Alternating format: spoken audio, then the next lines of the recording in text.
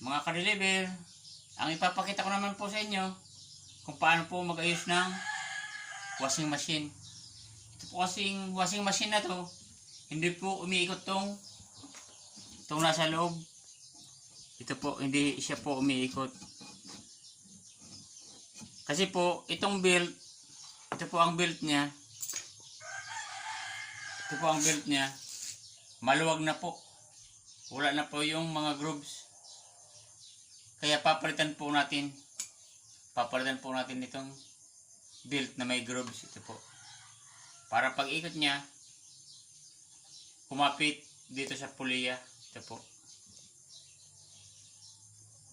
Ganoon lang po mga ka-deliver. Kung ganito po mangyari sa washing machine nyo, papalitan nyo lang ng belt. Mura lang naman po ito. 120. Kasi naman tatapon mo lang yung washing machine. Tingnan mo na muna dito sa makina ng washing machine kung naputol yung belt or maluwag lang. Ganoon lang po mga ka-deliver. Belt lang po. Pakisubscribe.